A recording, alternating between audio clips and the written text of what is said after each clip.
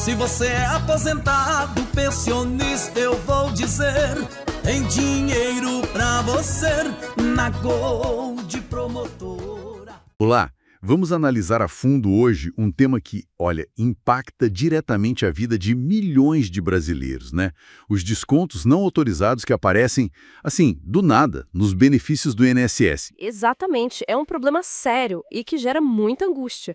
E a base da nossa conversa hoje são as declarações recentes do presidente do Instituto Nacional do Seguro Social, o Gilberto Waller. Isso foi reportado pela CNN Brasil. Sim, declarações importantes que trouxeram novos detalhes. A nossa missão aqui é tentar entender a dimensão real disso tudo, sabe? Os métodos, e alguns são bem surpreendentes, por trás das fraudes, e claro, o que o INSS diz que está fazendo para combater. É fundamental entender essas ações, até para saber o que esperar. E o ponto que logo me chamou a atenção, e acho que é de muita gente, é algo quase inacreditável: o uso de tecnologia, robôs especificamente para falsificar assinaturas. Isso aí é de espantar mesmo. Parece coisa de filme, né? Mas parece que é real. Ok, vamos tentar desempacotar isso. Pois é um ponto de partida chocante, de fato. O que as informações indicam é um esquema bem complexo. Vai muito além, sabe, de simples erros administrativos ou falhas pontuais. Não é só um errinho no sistema, então. Não. Pelo que foi dito, estamos falando de ações que parecem coordenadas, deliberadas mesmo, para lesar aposentados, pensionistas, e usando ferramentas tecnológicas para tentar dar uma cara de legitimidade, né, para descontos que são totalmente indevidos. Isso. E isso muda a escala do problema, né? Com certeza. Eleva o nível de gravidade consideravelmente. Então a investigação oficial do INSS, ela realmente confirmou isso, que tinha software criando assinatura falsa em massa. Como é que isso funciona, assim, na prática? É um programa que imita a assinatura e sai aplicando em milhares de documentos? Olha, as declarações do presidente do INSS, do Gilberto Waller, confirmam exatamente isso: a detecção de assinaturas feitas por robôs. O relato público não entra nos detalhes técnicos, tipo qual software, como ele opera exatamente. Certo, os detalhes do algoritmo. Isso. Mas o ponto crucial, segundo ele, é que a perícia conseguiu identificar que algumas assinaturas não eram de um punho humano. Eram geradas digitalmente, por um programa. E isso foi um elemento chave na apuração dessas fraudes dos descontos. E o que isso diz sobre quem está por trás disso? Os fraudadores. Olha, indica um nível de organização, de investimento e até conhecimento técnico bem preocupante, né? Não é uma fraude amadora, assim, de fundo de quintal. Com certeza não. Tinha uma intenção de operar de forma massiva e talvez por bastante tempo antes de serem pegos, né? É um passo bem além daquela falsificação manual que a gente imagina. É impressionante e assustador, né? Pensar nessa escala, nessa sofisticação. Diante disso, como é que o INSS está reagindo? Você mencionou, foi mencionada uma auditoria específica, certo? Qual o foco dela?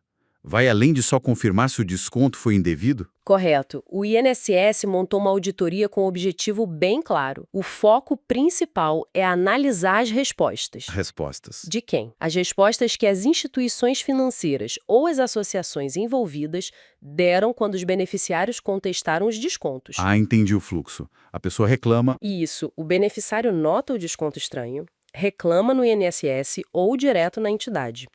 Aí, essa entidade, seja um banco de consignado ou uma associação, tem que apresentar uma justificativa, né? Geralmente anexa ao contrato, o termo de adesão, a prova de que houve autorização. Certo. Então, a auditoria do INSS está checando a validade dessa prova que a entidade apresentou, para justificar o desconto. Exatamente. Em teoria, esse mecanismo de contestação e resposta já devia ser um filtro, né? Para identificar e reverter o que é indevido. Se a entidade não tem prova válida, cancela o desconto e devolve o dinheiro. Mas o INSS percebeu que precisava ir mais fundo. A auditoria não está só vendo se existe um documento. Está vendo a autenticidade dele, a veracidade. É para identificar padrões de fraude nas próprias justificativas apresentadas. É aí que entra aquela frase forte do presidente Waller que você mencionou: detectar fraudes dentro da fraude. O que isso quer dizer na prática? Que as próprias respostas das empresas eram fraudulentas também. Precisamente isso. E talvez seja a parte mais reveladora da investigação toda. Não é só o desconto inicial que era indevido. A auditoria está descobrindo que as justificativas apresentadas para tentar legitimar esses descontos são elas mesmas uma fraude. Nossa, É nesse ponto que as coisas ficam ainda mais chocantes. Além das assinaturas de robô, que já é gravíssimo por si só, encontraram outros tipos de documentos falsificados. E, pasme, até gravações de voz manipuladas, ou forjadas mesmo, usadas como se fosse prova de que a pessoa consentiu por telefone. gravações de voz falsas, meu Deus. É perceber as camadas disso tudo, sabe? Os fraudadores não só conseguiam botar o desconto inicial lá no sistema do INSS, mas também montar uma segunda linha de defesa fraudulenta. Uma segunda camada de mentira. Exato, um aparato de provas falsas, usando tecnologia para tentar encobrir a fraude original se ela fosse questionada. Isso mostra um planejamento meticuloso e uma ousadia, né? Uau, isso muda tudo. Não é um erro, não é um golpe isolado. É um esforço ativo, com várias etapas, para enganar todo mundo.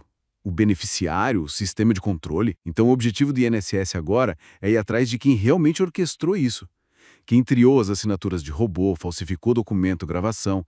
Não só a entidade que aplicou o desconto. Precisamente. A ênfase do Waller na frase responsabilizar quem gerou esse dano aponta para isso. A auditoria vira base de prova para ações em duas frentes importantes. A primeira é financeira e jurídica, buscar o patrimônio dos fraudadores identificados. Para ressarcir os cofres públicos. Isso, para ressarcir os cofres públicos. Porque em muitos casos de reembolso que já aconteceram, foi o INSS ou as próprias financeiras, quando agiram certo depois da contestação, que bancaram a devolução inicial.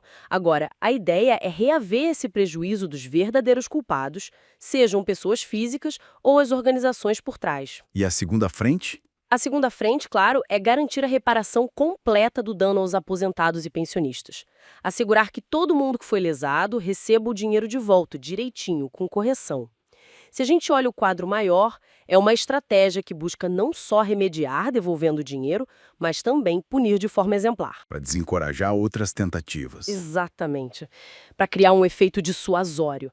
Tentar passar a mensagem de que esse tipo de crime sistêmico não vai ficar impune. Não compensa. Faz todo sentido essa abordagem mais profunda.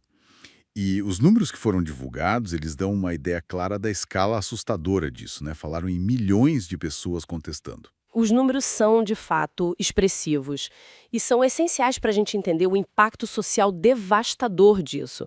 Segundo o presidente do INSS, mais de 5,3 milhões de brasileiros registraram contestação formal por desconto não autorizado. Mais de 5 milhões e 300 mil pessoas. Para pensar nesse número, é muita gente. Isso não é trivial. Mostra um alcance massivo, afeta uma parcela enorme dos aposentados e pensionistas do país. Muitos idosos, vulneráveis, que dependem só daquele benefício para viver, né? 5 milhões de contestações. É um volume quase inimaginável. E dessas pessoas todas que reclamaram, quantas já conseguiram o dinheiro de volta? Porque contestar é uma coisa, resolver e ter o dinheiro no bolso é outra, né? Sem dúvida. E aqui os dados mostram um avanço, né? Apesar do tamanho do desafio. Segundo o INSS, mais de 1,6 milhão dessas pessoas já tiveram um reembolso processado, efetivado mesmo. Isso, 1,6 milhão. E o valor total que voltou para o bolso desses beneficiários já passa de R$ 1 bilhão. 1 bilhão de reais. É uma quantia enorme de dinheiro sendo devolvida para quem foi lesado injustamente. Correto. Esse montante de 1 bilhão de reais reembolsado a 1,6 milhão de pessoas é um indicador concreto, né? De que apesar da complexidade, do volume gigante, existe um esforço real para reverter o dano financeiro e a declaração do presidente do INSS, a ideia é não deixar ninguém para trás, reforça essa intenção de alcançar todos que foram comprovadamente lesados. Mas ainda tem muita gente esperando, né? Se foram 5,3 milhões de contestações, e 1,6 milhão de reembolsos. Exatamente. Esses mesmos números levantam uma questão importante sobre a capacidade e a velocidade do sistema para lidar com uma crise dessa magnitude. Se 5,3 milhões contestaram e 1,6 milhão foram reembolsados até agora, significa que ainda tem uns 3,7 milhões de contestações pendentes de resolução final. É muita coisa para analisar. É um desafio operacional imenso. Processar esse volume todo, analisar as provas, muitas vezes falsas, como a gente viu, cruzar dados, garantir o reembolso para todo mundo. Isso exige muito da estrutura do INSS e também das financeiras, das associações, que têm que responder e processar as devoluções. A rapidez nesse processo é crucial para as vítimas, né? Sem dúvida. A gestão desse passivo é um desafio enorme. E é importante lembrar o contexto em que tudo isso ganhou mais visibilidade, né? Teve aquela operação da Polícia Federal, junto com a CGU, a Controladoria Geral da União, em abril deste ano, não foi? Sim, sim. Essa operação parece ter sido fundamental para mostrar que não eram só casos isolados, mas um esquema nacional. Sim, essa operação conjunta da PF e da CGU em abril foi um marco crucial. Ela jogou luz sobre a natureza sistêmica e a capilaridade nacional desses descontos. Antes dela, talvez a percepção fosse de erros administrativos ou fraudes mais pontuais, localizadas, sabe? Sim, talvez mais regionalizado. Pois é.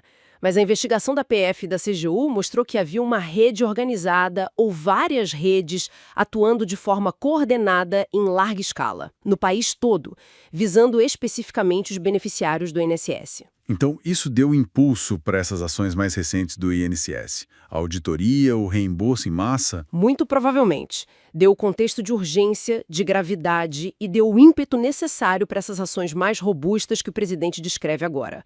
A operação não só expôs o problema, mas também sublinhou a necessidade de uma resposta institucional mais forte, mais coordenada. Então, o que a gente pode tirar de mais importante dessa nossa análise de hoje? Fica claro que as fraudes contra beneficiários do INSS chegaram numa escala alarmante. Prejudicaram milhões, muitos vulneráveis, e não são golpes simples, né? Usaram métodos sofisticados, até com assinatura de robô. Algo que soa como ficção científica, mas que aconteceu. Exato. E vimos a resposta do INSS. Ir além do desconto inicial, buscar a fraude dentro da fraude. O objetivo é responsabilizar quem orquestrou tudo. E já tem resultado prático, né? Mais de 1,5 milhão de reembolsos, R$ 1 bilhão devolvido. Fica muito claro como a tecnologia pode ser uma faca de dois gumes, né? A mesma tecnologia que otimiza, que traz eficiência, pode ser usada para cometer fraude em escala industrial, de forma rápida e difícil de detectar sem as ferramentas certas. Isso reforça demais a importância de sistemas de controle, de verificação, de segurança cada vez mais robustos. E adaptáveis, né? E adaptáveis. Por parte das instituições, não basta implementar a tecnologia, tem que pensar o tempo todo em como proteger do mau uso. E mostra a importância da resposta rápida quando o sistema falha, né? Exatamente. A capacidade de resposta é crítica. E a dimensão dos números que a gente falou, mais de 5 milhões de contestações, 1,6 milhões de reembolsos, R$ 1 bilhão, sublinham um impacto direto, profundo na vida de milhões de cidadãos, especialmente os mais vulneráveis. Mostra a necessidade urgente de vigilância constante dos próprios beneficiários e de mecanismos institucionais ágeis para corrigir e punir. Exatamente. E para a gente refletir um pouco mais sobre o futuro, fica aqui uma provocação final. Considerando que a gente já está vendo robô falsificando assinatura para burlar sistemas como o do INSS, que outros desafios a evolução da inteligência artificial, da automação, pode trazer para a segurança, para a autenticação, para a verificação de identidade, num futuro próximo? É uma questão fundamental. Como a gente vai garantir a integridade, a confiabilidade nesses sistemas tão vastos, tão essenciais e tão visados por fraudadores? No mundo onde a linha entre o real e o gerado por IA fica cada vez mais tênue. Fica a reflexão.